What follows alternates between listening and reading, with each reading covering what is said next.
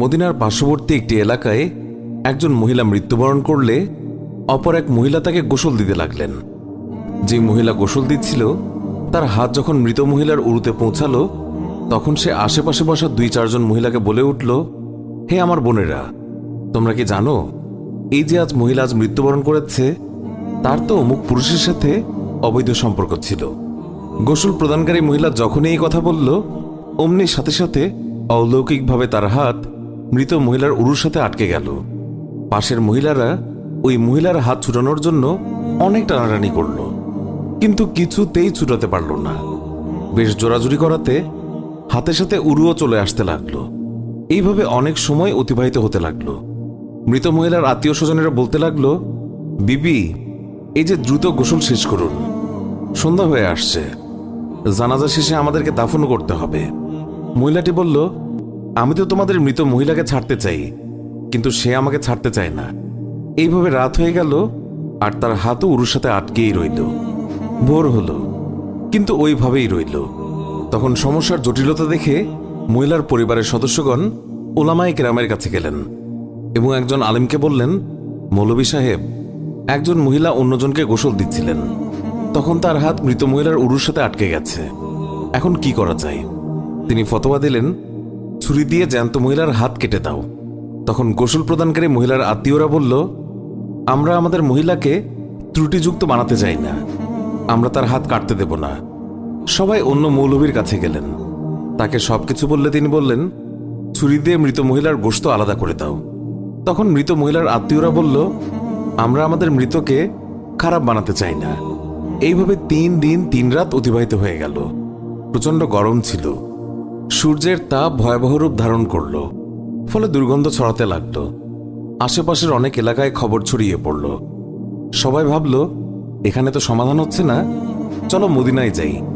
সেখানে তখন ইমাম মালিক রহমতুল্লাহ আলাই প্রধান কাজীর মর্যাদায় ছিলেন। লোকেরা মালিক রহমতুল্লাহ আলাইয়ের দরবারে পৌঁছে বলল, হজরত, একজন মহিলা অপর একজন মৃত মহিলাকে গোসল দিচ্ছিলেন, তখন তার হাত মৃত মহিলার উরুর সাথে আটকে গেছে, ছাড়ানোই যাচ্ছে না। 3 দিন হয়ে গেছে, এখন কি ফতোয়া?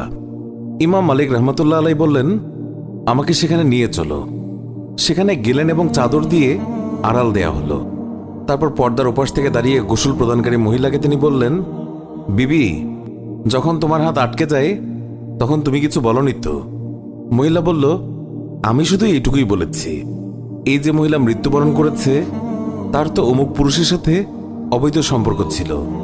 ইমাম মালিক রহমতুল্লাহ আলাই বললেন, বিবি, তুমি যে এই অপবাদ দিয়েছ এর সপক্ষে নিজ চোখে দেখেছে এমন 4 জন সাক্ষী তোমার আছে কি? মহিলা বলল, না। তখন ইমাম মালিক বললেন, ওই মহিলা তোমার সামনে স্বীয় পাপের স্বীকারোক্তি দিয়েছে কি? মহিলা বলল, না। তখন বললেন, তবে তুমি কিসের ভিত্তিতে অপবাদ দিলে? মহিলা বলল, আমি তো এই জন্য বলে দিয়েছি যে মৃত মহিলা কলস উঠিয়ে অমুকের দরজার সামনে দিয়ে যাচ্ছিল। এই কথা শুনেই ইমাম মালিক রহমতুল্লাহ আলাই সেখানে দাঁড়িয়ে পুরো কোরআন শরীফের প্রতি দৃষ্টি দিলেন এবং বললেন, কোরআন শরীফের মধ্যে এসেছে, যারা সতী সাধ্যের প্রতি অপবাদ আরোপ করে অতঃপর সপক্ষে 4 জন পুরুষ সাক্ষী উপস্থিত করে না, তাদেরকে 80টি বেত্রাঘাত করো। সূরা নূর আয়াত 4।